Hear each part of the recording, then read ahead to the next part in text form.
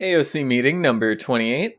Now before we get started, I want to tell you guys this because I don't think it was officially announced anywhere, but the PTS did get updated, and one of the updates was reducing Cauterize's price scaling back down to 250. This is geared towards combating the sustain meta.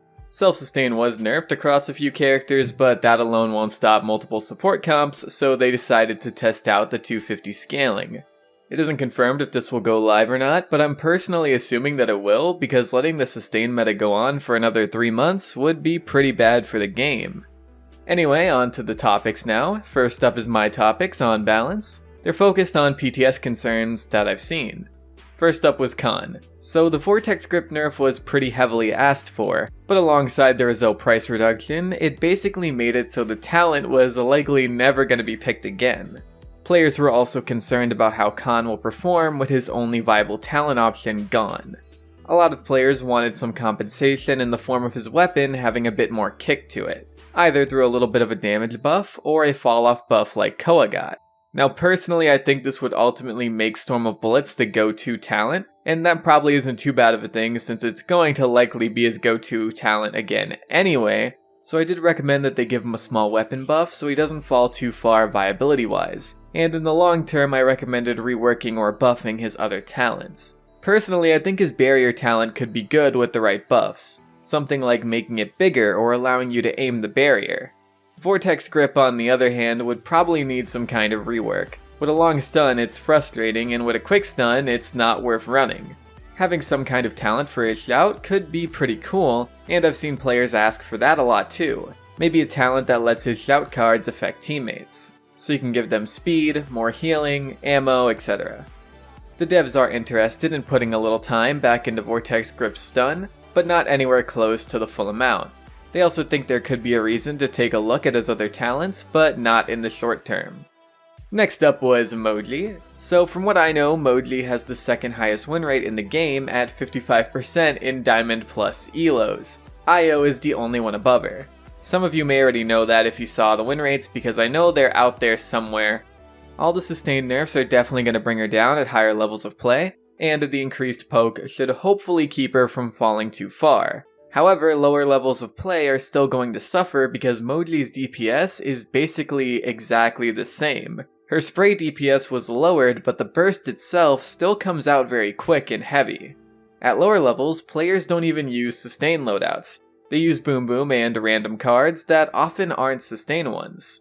The DPS is what makes her powerful at low levels because players don't have the awareness to see her coming and poke her out. So Moji gets to walk up to them and nuke them before they can react. I recommended that they nerf either the 1000 burst itself or the rate the marks apply. Either would noticeably lower her DPS. Also, I tested it and her spray distance nerf didn't go through. It's still 60 units and not 50. I recommended keeping it at 60 because 50 is pretty bad. If you want a comparison, Fernando has 50 units and I see a ton of complaints about how his primary weapon feels. Players like being able to connect with their primary weapons, and that's understandable since this is of course an FPS game after all. Keeping hers at 60 would also balance out with a DPS nerf pretty well, because 50 units with a DPS nerf would suck. Now guys, I know some Moji players are probably upset that I'm recommending more nerfs. I'm a really big Moji player myself too, so I do feel you, but I can't really ignore how frustrating the character has become for players over the past few months. I love the character, but I can't really be biased about this. One thing is for sure, and that's that I'm always looking out for the character. So if the character ends up falling too far, I'll be there to talk to the devs about lifting her up. Next is Vivian. So Vivian really only got a slap on the wrist. Her lifesteal card lost 5%. That's it, and that's not really enough of a nerf. Vivian didn't really feel any different when I played her. Vivian is a very difficult character to pin down and kill, and that's mainly because of how powerful several of her loadout options are. Blasters are supposed to be able to easily counter her since they can hit both around and under her barrier with ease, on top of damaging both her and her barrier at the same time. But for the most part they don't really counter her, and that's because you can run Scapegoat 5 against them with Suspect Everyone. BK for example will do 450 damage per bomb to Vivian until her barrier breaks because of this card, and Vivian's barrier will likely always break in 2 bombs. By the time you've gotten 1000 damage on her, she almost has you dead and will probably kill you before you're able to throw 2 more bombs. On top of that, her barrier broke, so Suspect Everyone will cut its cooldown in half to allow her to do the same thing to another target sooner. This combo is pretty insane, so I recommended nerfing Scapegoat so Vivian could be effectively countered. The devs do agree that there is room to nerf Scapegoat. They also think there's room to nerf her One Step Ahead card. Either both or either or, nothing is confirmed yet. They also aren't promising that they'll do it in the Radiant Stars update though. They do want to attempt to address her as soon as possible, however. Next is Seris. Seris' Mortal Reach rebalance doesn't really feel up to par. I think it adds 1 tick of 150 healing to her base heal and that's it. So I recommended buffing the amount because the old Mortal Reach healed for a lot more, even if it took another second to do it. The devs said they did go ahead and buff the extra healing from 10% to 17%. They also said that before this, Mortal Reach healed for 2,400 over 4 seconds, and with this rebalance it heals for 1650 over 3 seconds. So the effective heal per second is now 600 with 17% versus the 625. It is a heal per second decrease, but there's overall more time for you to do other things during the game. I also asked him why Strix didn't receive any nerfs because he's been getting banned a lot still, and he still gets a ton of community complaints. The devs said he didn't make it into this update, but they do believe some frustrations need to be addressed regarding him. And that's it for me. Next up is Z1 Unknown's topics about balance. He brought up Sand Trap on Shaolin and how it applies the crippling effect if the AoE hits the target. So you could hit a flank with the rim of the AoE and cripple them for up to 2.5 seconds.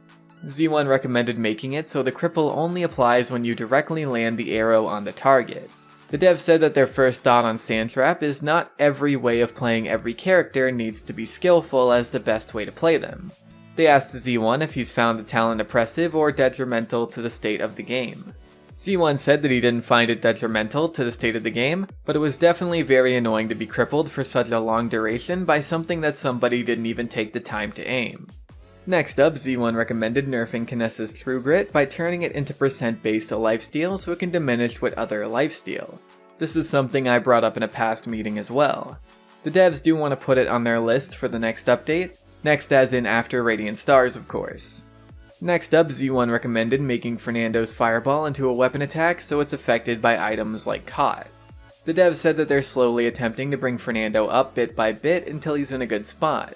They don't think this buff is unfeasible. It's something they definitely find is in the realm of possibility. Z1 also brought up making it so Victor has an ADS crosshair on all of his weapon skins, so none feel pay to win. The devs do feel that this needs to be consistent with all skins. They are firmly against pay to win aspects. The last thing Z1 brought up was Corvus's Grand Design card. He said on its own it's not too crazy, but the fact that it can be placed on up to 2 targets with spreading influence is. He recommended reducing the percentage. The devs do want to see how this card plays out with the COD price reduction before they consider nerfing it. They do think it's part of his game to provide this buff, and they haven't heard too many complaints about him being broken or oppressive. They're going to go ahead and keep an eye on him. Next up is Yago's topics about the Khan nerf and some bugs. You guys already know the dev's stance on Khan, so we'll skip over that and go to the bugs. He reported bugs where your horse doesn't spawn in, how voice chat doesn't work with randoms and casuals, only in ranked and bot games oddly enough. He also brought up how wonky Gourd and Firebomb are. They'll often bounce weirdly on the environment. There were also some Amani ones like Mana Rift not having any art. Also Amani will appear in first person instead of third person at the end of the game, and this will often cause the screen to freeze and it sometimes crashes consoles. There is also Warder's Gate having a variety of audio problems, controllers having lots of vibration in custom games, repeated notifications of acquiring cosmetics, and Khan's barrier not being visible in first person on the Switch. These bugs were all taken and reported to the QA team so they can take a look at them. The Gourd and Tyra physics thing specifically is pretty hard for them to fix though. It happens because of the geometry of the maps, and this isn't something they can address at this point. Next up is Couch's topic about PTS balance. He says some players are worried that Ashe will become too powerful with Khan being nerfed. He recommended nerfing her Indomitable card and keeping an eye on her ultimate because he feels 600 damage with a 2-second stun, vertical mobility, and immunity seems like too much. The devs said that they're not too worried about her becoming a powerhouse. They don't think the kinetic burst toggle or Khan nerf will have that great of an effect on her. They will take the feedback into consideration though. Couch also brought up BK. He feels that his nerf is not enough. He recommended reducing his damage further. The devs do want to keep an eye on BK. He's somebody they haven't messed with in a long time.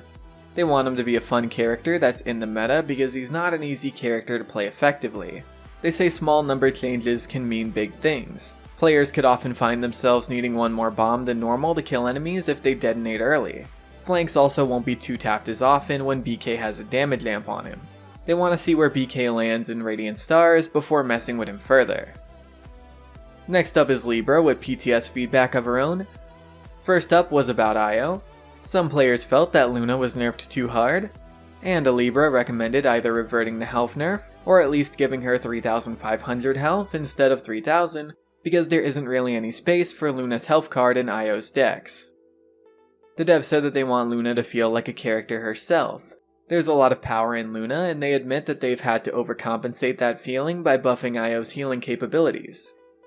They personally think making Luna cauterizable is a band-aid fix, but since Luna is a deployable that can be healed, there was a fair case for making her cauterizable. They've talked about giving Luna some health back, and they'll probably wait until the final PTS build to decide. Also about the thing with not having space for Luna's health card, they said that it's part of the point of builds to give up certain things in order to make other things feel more powerful. Libra also brought up Moji and Seris, but you guys already know the devs' stance on those, so we'll skip over that.